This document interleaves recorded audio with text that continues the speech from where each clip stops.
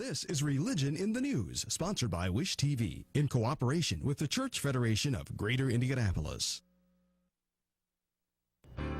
Good morning, I'm J.R. Ryder. Welcome to this edition of Religion in the News. Joining me today is Carol Sissom, Merlin Gonzalez, Faith James, and Lori Cobian.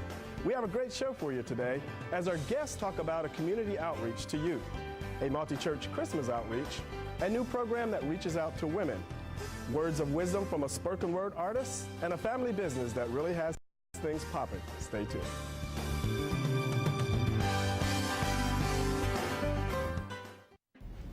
Welcome back to Religion in the News. I'm J.R. Ryder. My guest today is the president of, I'm going to make sure I say this correctly, Phaleg Hiwot. Yeah. Okay, well, thank you, Aster Bakale. Yes. Welcome to Religion in the News. Thank you. Now, that's a very interesting name. Obviously, I can't pronounce it, but why don't you tell us what it means? You say it and then tell us what it means. Okay. How's it? Falaga Hiwot Center. Falaga Hiwot means in Ethiopian language, it means looking for direction to life. That's what it means. Okay.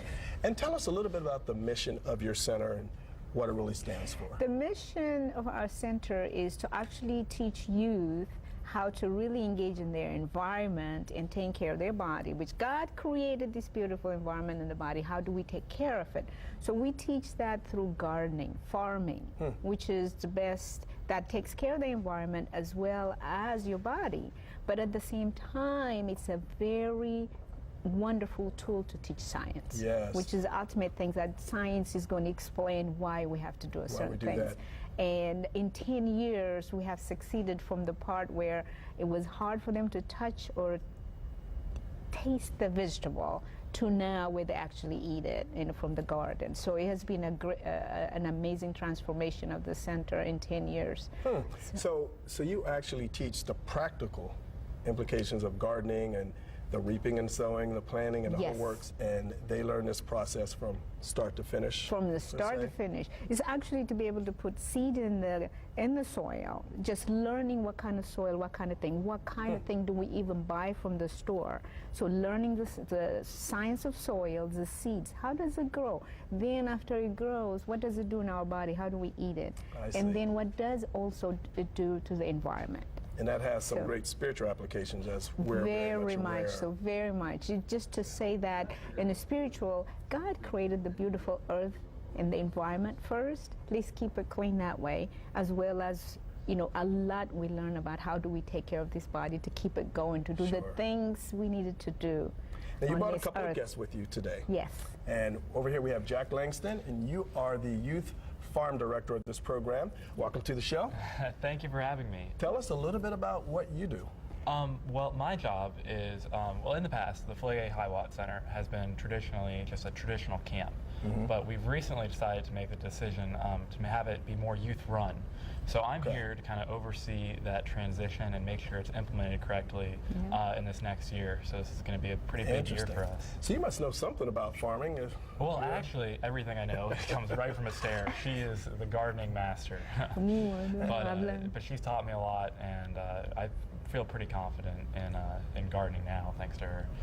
That's kind of an interesting story to hear. Thinking of gardening master, I understand Letitia Bacon, welcome to the program. I understand you started this program in 4th grade, and now you're about to graduate? I graduated. You just graduated, so you were in this program the whole time. Yes. Tell us about your experience. Well, I started off being a student, like the kids that we teach now, and I started going to the camp and helping Miss Aster to teach the kids, watch over the kids. So I became a leader for the kids. Excellent. So first you were the student, now you're the teacher. Yes. We really appreciate you guys taking your time today to come out and explain this, talk to us about your center. We're going to make sure your contact information goes up on the screen, and maybe we can have you back again next year. Follow up. Thank you for being our guest today on Religion in the News. Thank you very much. Right. Carol, now to you. Thank you, JR. Good morning. I am Carol Sissom, and my guest today is Cousin Willie, founder of Ramsey Popcorn. Welcome to the show, Cousin Willie. Well, thanks for inviting me. Appreciate it. Now, Cousin Willie, it is so exciting to have you on our show because just recently I was walking through the state fair, walked right by you, saw these boxes of popcorn, and I said, just like the guy, Willie, and it was you. It was pretty close to me, you know. That's actually my dad, and I've kind of taken over his place. He passed away about 7 years, but we family-owned business, been around since 1944. I know you have such an exciting story, though. The story behind Cousin Willie is what drew me to you, is because what you have going on is almost like a ministry, because you recently, tell us about when you were in Louisville. Oh, in Louisville, well, I'm a big supporter of the Boy Scouts of America. And we had a fundraiser called Over the Edge. And I rappelled down the Hyatt 22 floors and never did a rappelling before, so I had a 5-minute lesson. So you're kind of putting your hands in God's hands right there anyway. Right, right. I know you were doing a lot of praying going down. Oh, yeah, especially when you got on the edge and you put your toes right on the edge and you decide you're going down, then once you get started, you're okay. But you're out there giving back, and your popcorn is all over the world. I know you told me it's in Israel. That's correct. It's regionally, but you've sold millions and millions of boxes of this microwave popcorn. Tell us about that small family business that just everybody loves each other, but they work together. Well, it started with my granddad and grandmother. This third-generation company. My dad and his 3 brothers ran it.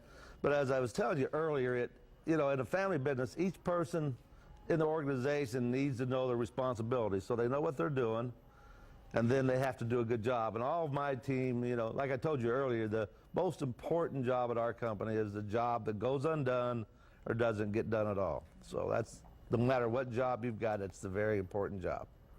And in spite of all this tremendous success, I mean, you're what, the 4th largest, or? About 4th largest, yes. Popcorn company in the U.S., yes. Amazing for a small Indiana, right here in Ramsey, Indiana. But tell us about, you have these sons who help you out. Tell us about your children. Well, Will actually designed one of the boxes. He didn't design this one, but he's the designer of the product as well. And then my son Josh is, right now, he's training in sales. And also, my brother is the sales manager. My sister is, well, we don't need to go through all of them. They all have very important jobs at our facilities. Even my cousin, he's the VP of operations. So everybody, my cousin, yeah. So we've got cousins. Cousins and Cousin Willie. Yeah. Now tell us about, you had some hard times. Last year was a very hot summer, and drought and things that you had to overcome. What got you through those hard times? Well, we did do a lot of praying. That helped us a lot, and you can only do so much. The good Lord's to help those people that help themselves. So we lost half our crop. So there's a lot of extra management involved, working with our customers, making sure they didn't run out. We imported some product from Argentina and Brazil. We bought some high-priced products from competitors, and then you come into the fall, and you're hoping that the weather provides you good weather to harvest. Well, it was a little cool in early August, right. And so we wasn't sure if we was going to get that crop harvested in time, and we're just now rolling out the new crop about a month earlier than normal. So the Lord has blessed us with great weather now. So it's as a farmer and a farmer business, it's important. I know we don't have a lot of time, but I know one of the hardest things you went through was losing your father about 7 years ago. So we just want to thank you so much for coming here on the show and just talking about how you overcame these obstacles.